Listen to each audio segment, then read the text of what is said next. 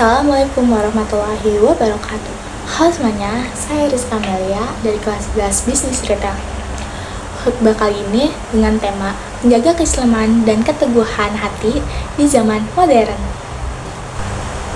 Segala puji bagi Allah yang memberi kita kesempatan untuk memperbaiki diri, bahkan setelah ribuan kesalahan yang kita lakukan. Jamaah yang dimuliakan oleh Allah, pada hari yang agung ini, marilah kita memperbarui ketakwaan kita kepada Allah. Karena hanya dengan ketakwaan hidup menjadi terarah, hati menjadi tenang, dan langkah menjadi benar.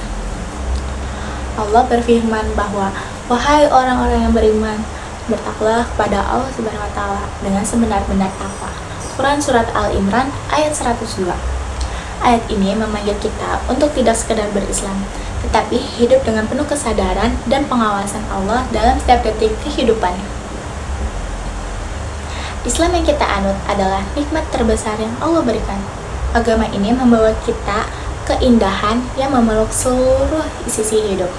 Allah berfirman, pada hari ini telah aku sempurnakan agama kami. Quran Surat Al-Ma'idah ayat 3. Kesempurnaan ini tampak bagaimana Islam membimbing kita sejak bangun tidur hingga tidur kembali. Islam mengajarkan cara beribadah, cara berakhlak, cara berkeluarga, bahkan cara bermasyarakat. Tidak ada satupun yang bagian hidup ini ditinggalkan oleh petunjuk. Namun, jamaah sekalian, menjadi muslim zaman sekarang memiliki tantangannya sendiri. Hidup di zaman yang serba cepat, serba mudah, tetapi serba penuh godaan dan kelalaian. Teknologi yang seharusnya menjadi alat kebaikan seringkali menjauhkan kita dari Allah. Media sosial yang seharusnya mempererat ukhuwah justru melalaikan dan membuat hati gersang. Banyak orang yang bangun tidur bukan mengingat Allah tetapi melihat notifikasi di ponselnya. Dalam kondisi seperti inilah kita perlu bertanya bagaimana cara iman agar tetap terjaga. Nabi Muhammad SAW mengingatkan bahwa akan datang masa di mana ketika memegang agama seperti memegang bara api, terasa panas, berat, dan membutuhkan kesabaran luar biasa. Hadis ini menjadi gambaran nyata bagi kita hari ini. Maksiat semakin mudah diakses, sementara kebaikan terasa lebih sulit dijalankan. Karena itu, menjaga keislaman bukan karena hanya tentang melakukan ibadah, tapi menjaga hati agar tetap hidup, tetap sensitif terhadap dosa, dan tetap dekat dengan Allah. Kita harus menghidupkan hubungan kita dengan melalui sholat. Sholat bukan hanya kewajiban harian, tetapi tempat hati menemukan ketenangan. Allah berfirman, sesungguhnya sholat mencegah dari perbuatan keji dan munkar. Quran Surat An-Kabut ayat 45.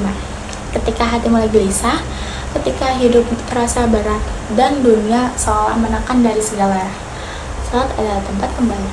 Sanalah kedamaian yang tidak bisa diberikan oleh siapapun selain Allah. Selain menjaga ibadah, kita juga harus memperbaiki akhlak yang baik adalah cahaya menerangi hubungan manusia.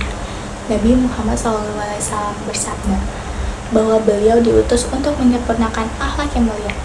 Artinya, tidak akan sempurna keislaman seseorang tanpa akhlak. Perkataan yang lembut, sikap yang hormat, kerendahan hati, kesabaran yang diuji, semua adalah bukti bahwa iman telah masuk ke dalam hati. Orang yang benar-benar mengenal Allah akan tampak dan perilakunya, bukan hanya dari ucapan. Jamaah sekalian, menjaga keislaman juga berarti menjaga lingkungan pergaulan. Teman yang baik menuntun kita kepada ketaatan, sementara teman yang buruk akan menyeret kita pada kelalaian. Bila kita ingin hati tetap lembut, tetap tenang, dan tetap terhubung kepada Allah, maka jagalah lingkungan yang mendekatkan kita kepada kebaikan. Carilah majelis ilmu, gunakan waktu untuk membaca Al-Quran walaupun sedikit, dan biasakan lisan untuk berzikir. Pada akhirnya, kekuatan seorang muslim bukan terletak daripada kesempurnaan amalnya, tapi pada keteguhan untuk tetap kembali kepada Allah setiap kali ia lemah. Kita bukan makhluk yang tanpa dosa, tetapi adalah makhluk yang diberi pintu taubat seluas-luasnya. Selama hati kita kembali, selama kita masih mau memperbaiki diri, maka Allah akan pernah menutup kembali rahmat-Nya.